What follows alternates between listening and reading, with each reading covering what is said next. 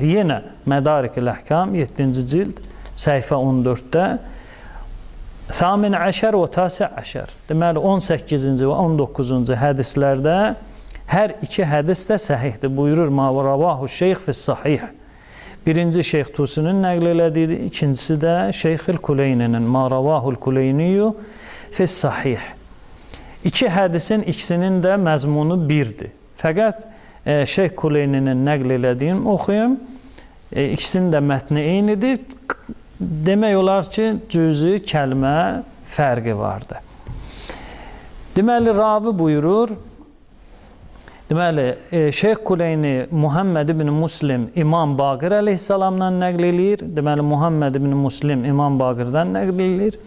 Amma Şeyx Tusinin nəql elədiysə Safvanil Cəmmal buyurur, İmam Cəfər Sadiq əleyhissalamdan eşitdim. Həm İmam Baqirdən, həm İmam Cəfər Sadiq əleyhissalamdan eyni məzmunlu hədisdir, fəqət bir neçə kəlmədə ixtilaf vardır ki, o da məzmunu dəyişmir.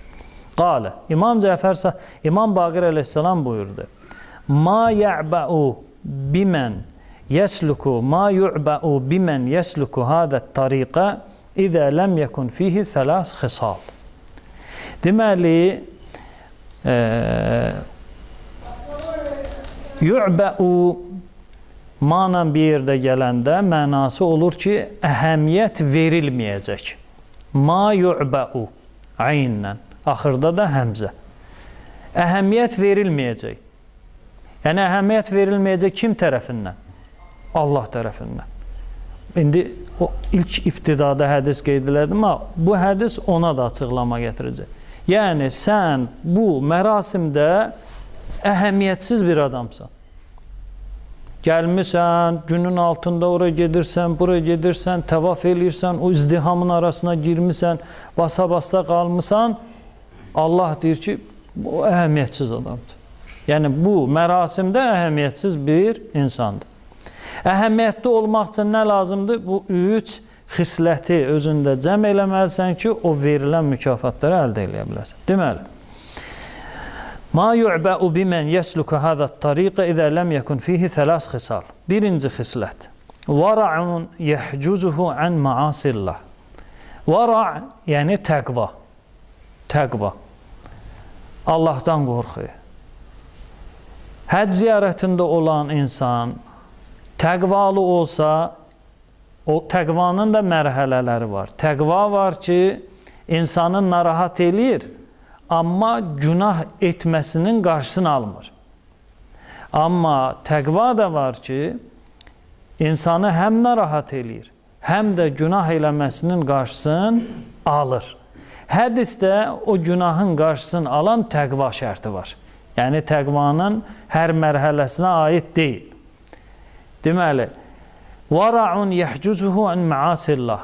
Allahın qadağan elədiyi günahları yerinə yetirməkdə həmən o həcc ziyarətində olan insanda bir təqva halı olmalıdır ki, o təqva halı da günahları yerinə yetirməkdə, günahı həyata keçirməkdə bu şəxsin qarşısında bir səddə çevrilməlidir.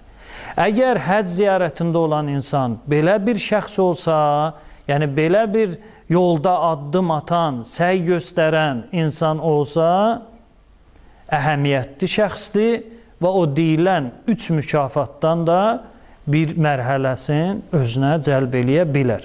Amma təqvasız ora getsə və yaxud təqvalı getmişdir, orada təqvasını itirsə, Allah Teala deyir ki, bu həcc ziyarətində olan hacı əhəmiyyətsizdir.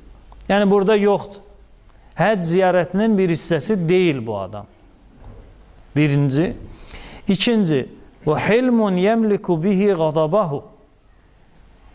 İkinci xislət ki, insanı cəhənnəm odundan xilas eləsin, günahlarının bağışlanmasına səbəb olsun, Allahın hifz-i inayətində qalmağa yardımcı olsun.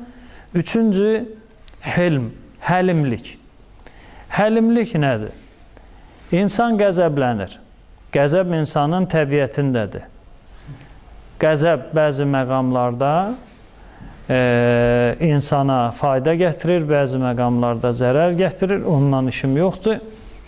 Allahın əmrindən çıxacaq, Allahı narazı salacaq, yaranan məqamlarda həmən o qəzəbi söndürən bir qüvvə var, ona deyirlər hilm, həlimlik. Məsələn, eşitmişsiniz, deyərlər bunun elmi var, amma hilmi yoxdur. Həmən o hilm özü də əxlaq mövzusunda geniş bəhslərdən biridir ki, hilmin cürəbəcür tərifləri olub, hədislərdə hilm nə deməkdir, həlim olmaq üçün insan nələr etməlidir, onu əxlaq alimləri izah eləyiblər. Deməli, qəzəb halında insanda, həcc ziyarətində olan insanda həlimlik olmasa, həmən o şəxs Allah tərəfindən əhəmiyyətsiz sayılan bir şəxsdir. İmam deyəndə ki, hayküy çoxdur, həcc ziyarətində olan yoxdur, hələ bu deməkdir. Səhih sənəd hədis əgər təqvasız təvaf eləyirsə, sonra helmi yoxdursa və üçüncüdə hüsnü söhbəti. Hüsnü söhbə nədir? Söhbə, yəni yoldaşlıq. Yəni bir nəfər yol çıxır və onun yol yoldaşı var. Həmən bu iki nəfərin biri digəri ilə gözəl rəftarı, biri digərinə yardımcı olmasına deyirlər söhbə. Məsafə qət eləmək və yoldaşlıq eləmək şərti ilə. Hüsnü söhbəti. Əgər şəxs həcc ziyarətində onun bir növ digər həcc ziyarətində olan insanlarla yoldaşlığı olarsa və onlarla bu yoldaşlığı, bu söhbəni Allahın razı qaldığı tərzdə həyata keçirməzsə, həmən o insan da əhəmiyyətsiz insanlardandır. Məsəla götürək, bir nəfər imkanı var, getdi həcc ziyarətinə, orada onun səfər yoldaşı malını itirdi, pulunu itirdi və yaxud oğurladılar.